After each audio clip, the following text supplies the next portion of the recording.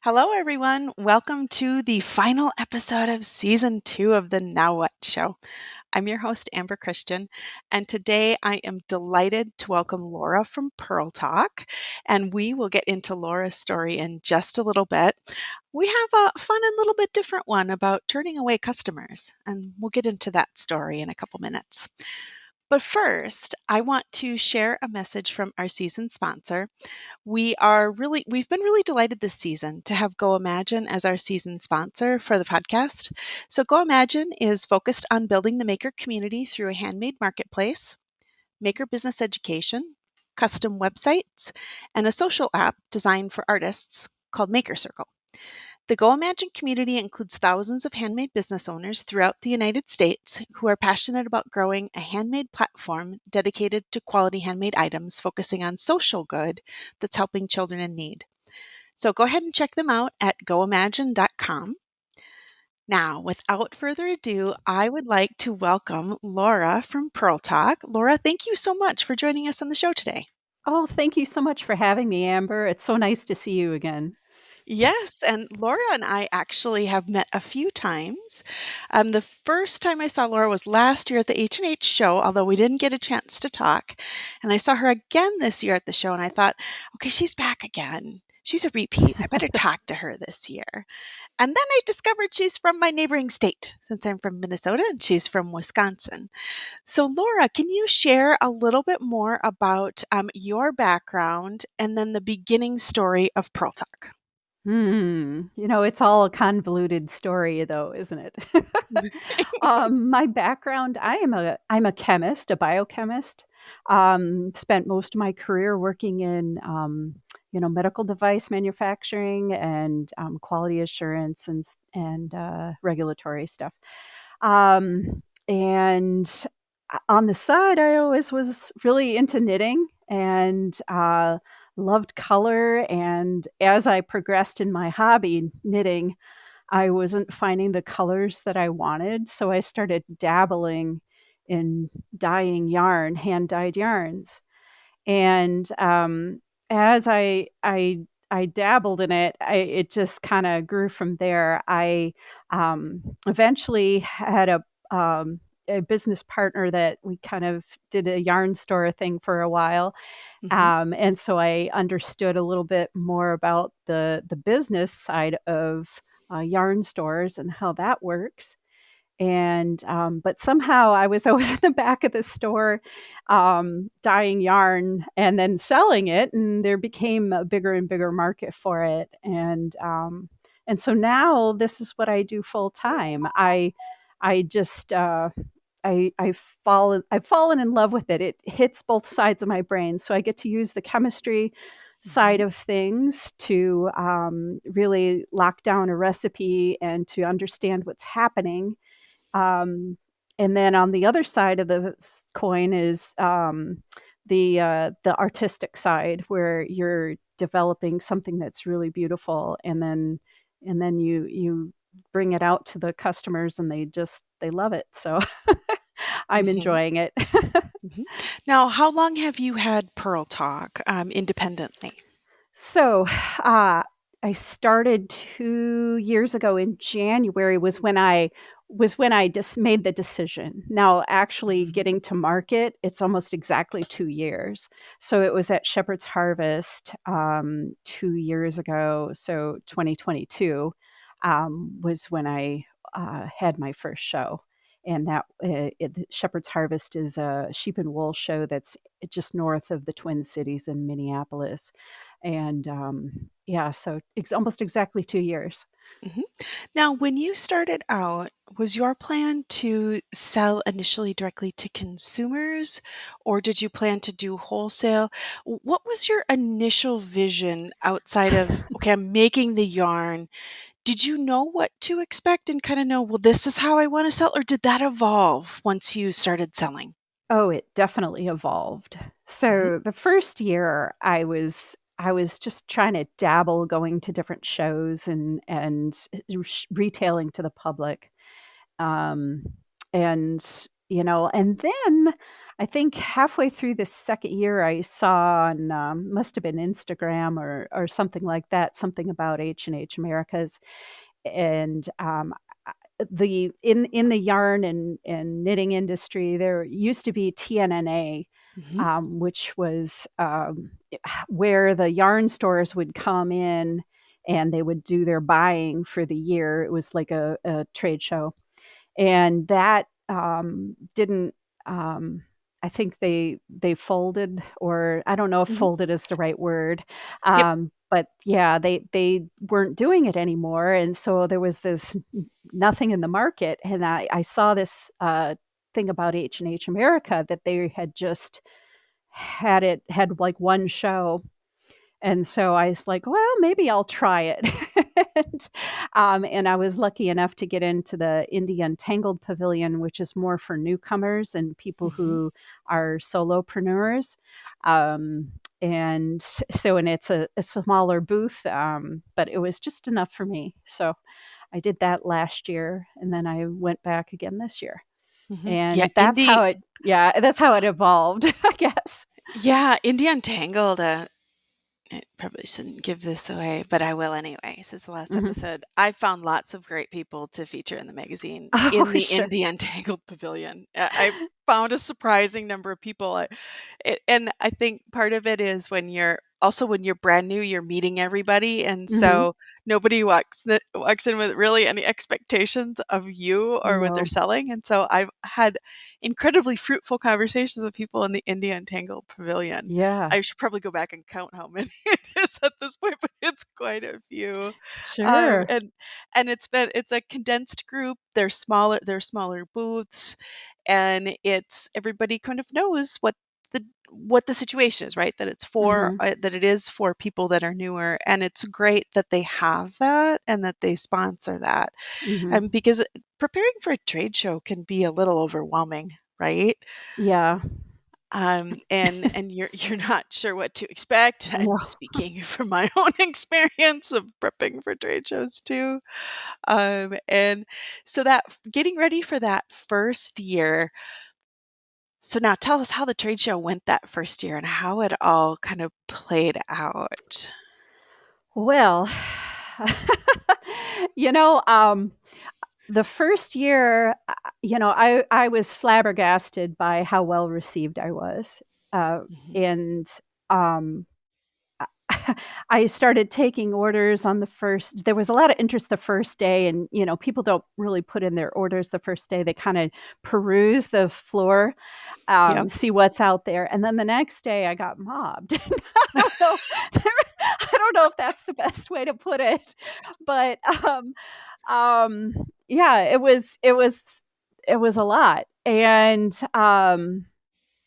as I started taking these orders, and you have to prep completely different from just a retail show. I mean, you're just putting one of everything out, and you have order forms and stuff like that, so it was really different, um but yeah, I by the end of the second day, and it was a 3-day show, I went home, I mean, to the hotel, and I start looking through, and I'm like, "Oh, Lord, this is a lot of skeins of yarn."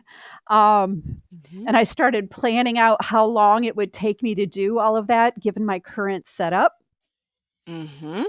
And, by the time for the second day, most of the second or the third day, I'm sorry, most of the third day, I just had frank conversations with people that were coming to my booth and just told them, "I've had a great show and I am maxed out." And I I said, "I do not have the capacity, it's just me right now."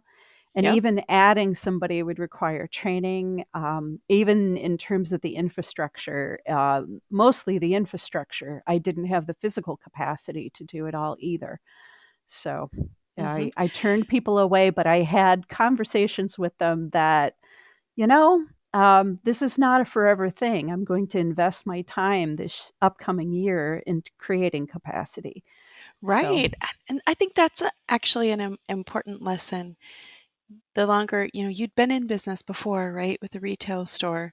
Mhm. And so you know how important building that relationship with that ultimate customer is. And Mhm. so then when you took that into this next endeavor, and then, a lot of people get this tendency to say, take as many orders as possible and figure it out later. You hear that so much.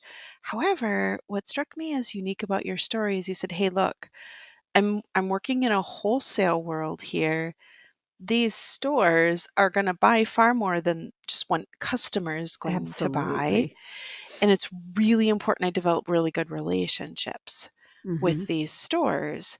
So I have to be more thoughtful, careful, calculated about how I do this. And I might have to turn away business in the short run in order to have a sustainable business in the long run.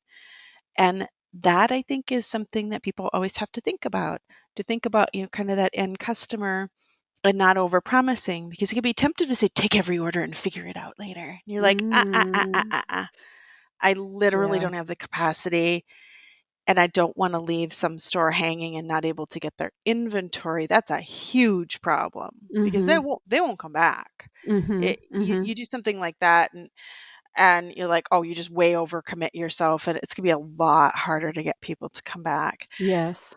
So you had to basically say day 3, and I learned last year at the H&H show, I didn't know about this phenomenon either, about how many people place the orders like the last day. They're Mhm. perusing and they're walking the show floor and they're looking at everything and they're kind of figuring things out. Because for me as a magazine, it's different. But for people that actually have physical products, a lot of orders get placed, and some throughout the show, but a lot of them happen that third day. Mhm. And so you had enough people that liked the product day 1 and day 2 Mhm. that by you were like, "I'm sorry, by partway through day 3, I can't take orders." Mhm. And That's true. Yeah. yeah, and to say, And "Hey, but I wanna keep talking to you." I and creating those in my world, it was more about networking and Yeah. creating the conversations with people, Yep. contacts, and, what happened eventually is those stores did eventually reach out to me later on in the year. Mhm. Some of them did. Some of Mhm. them came back this past show, which was just a month ago. And ultimately, maybe I didn't have them last year, but I have them as customers this year. This year. And yeah, Mhm. so it's been good that way. And the other piece of the puzzle too is I did have a couple of wholesale customers prior to the H&H last year. And I didn't want to disappoint them either because they were very important customers to me too. Mhm. So, you can't you if you're always going for the new and you forget about your old, the new and shiny, well, I mean, they're not old customers, but they're existing customers and you wanna make them happy too and create a good name for yourself. So, Mhm. that was very important to me to maintain those relationships too. Mhm. Well, and there's a lot of wisdom in that too, right? It is easy to chase the new and shiny, but from a cost perspective, it's Uh-huh. actually much more expensive to go find a new customer than it is to maintain an existing customer. That's well measured in a lot of Mm. circles, not Mhm. just in the craft world. Mhm. And so I think that's right in the you want to make sure that if you have solid existing relationships with customers, you have to make them happy first because they've been with you the longest. They're going to keep on ordering, and then you add in some of the new ones. Mhm. And I think that's a very good point as well, that people have to think about, okay, especially if you're growing kind of a wholesale business, about growing it in a way that allows you to take on that additional capacity, and then Mhm. being transparent with the prospective buyers about where you're at. And it's Mhm. not transparent in a, ooh, you're going to miss out. Like, you're not creating FOMO. Mhm. You're just saying, look, here's where it is. Mhm. It's just where it is. And Mhm. I don't want to disappoint you, and I have enough respect for you to tell you the truth right now. Yes. Yeah, I think being honest, open communication with people is probably more. I think it gets you it's important. I mean, if you can't be honest and open and with people. Um, I think that helps your brand because people know that they can trust you. Mhm. Even if it's something that's maybe a little, I don't know if I'd call it negative, but a little on the negative side. Hey, I can't fulfill your order now. Mhm. Um, but I think it's just it's important. Mhm. Mhm. And do you think now, so then you came into year 2 this year, so Hmm. now it wasn't your first rodeo, so you're like, "Okay, I have a little more experience this year." How do you think you did things different year 2 versus year 1? Oh gosh, I was definitely much more prepared. I think last year I felt like, I mean, even though I had the experience of having been at TNNA as a buyer or as a yarn store, I still going in as an exhibitor the first year, it was like drinking through a fire hose. I mean, it was just like, oh my god, and I'm kind of I am an introvert, so being on with people talking that amount of time was overwhelming to me. Mhm. So I kind of year two sort of um, I guess I was more prepared for that mentally. Mhm. Um, let's see, the other thing was booth design. Understanding booth design was huge. Understanding lighting, because oh my gosh, some trade shows are not well lit, and your product needs to shine and show, and that was a thing. Um, I think yeah, there were a lot of little tips and tricks that I kind of figured out, and I can't even remember all of them. But Mhm. And in the show description, I'll put a link to, we have a previous magazine where we wrote a whole thing, and it might hmm. be on our website too, I'm not 100% sure, about creating a trade show booth, because yeah, there is a lot that you have to think about. That Yes. it's different than a craft fair booth. They're Hmm. It's different. You've got different kinds of buyers. They're looking for different things. You have to strategically think about different things, Yeah. Yeah. and when you go that trade show route. Hmm. And I know I resemble those remarks. I was so much more prepared the second year. There were Yeah. so many situations where people would walk up and I'm like, "Okay, I know about half of the queries are gonna be in one of these 3 categories," and I had little sheets of paper ready to hand out, right? Yeah. Yeah. And you have to just be prepared for the types of questions, and so year 1, you're like, "Okay, charge up the battery, introvert battery as much as possible, but I'm gonna be depleted." Hmm. And I'm Hmm. right there with you because most people don't know I'm an introvert too, and they're like, but you talk to people all the time." Yes, and I also Yes. get a low battery warning too. Absolutely. I love that low battery warning. That's I perfect. I have very seriously thought about getting myself a custom printed T-shirt that says "Introvert Low Battery Warning." That Just is perfect. I would buy one. yeah, you can talk to me, but I don't know if any output will come. There are T-shirts that say "introverted, but I will talk about yarn," I know. which is sort of where the name Purl Talk came from. It's like it's girl talk, but it's Purl Talk because I'll talk about yarn. Um, but my my my chosen is to just be by myself. Just Mhm. Yes, yeah. I'm right there with you. Someone was wearing one about that introverted, but we'll talk about quilting, I Yeah, think, at the exactly. show. And I thought, "Oh, there's I need one of these." Yes, yes, yes. Oh, so this has been a really fun conversation. So for anybody tuning in, can you tell them where they can learn more about Pearl Talk? So I have a website, www.purltalk.com. And I'm on Instagram as Pearl Okay. Talk and also Facebook. And I have a YouTube channel, but really there's not much on there. so, um, so don't go there. Um, I don't know. I think that's about it. Mhm. So, All right. Well, and you can find me in stores all over the country. there we go. All Yeah, and if right. you're in Minneapolis, you go to Stephen B's. So, there you go. Yes, shout out for Stephen B. He's Yes, incredibly friendly. he was my very first yarn store, and that was before Mhm. the show, so Yes. It's always great to have those first champions. absolutely. It's the people that see you and are like, "I see you and I see exactly where you're going. Sign me up." Those are so important, Yeah, so important. So yes. that's fantastic. Well, thank you so much for joining me today, Laura. And a special thank you to our season sponsor, Go Imagine, as well. And now we will be going on a few month hiatus while I record a couple other different podcasts. So people will Mhm. have to stay tuned for those. I think they'll be fun and interesting for them as well. And thank you everyone for joining us. Bye-bye.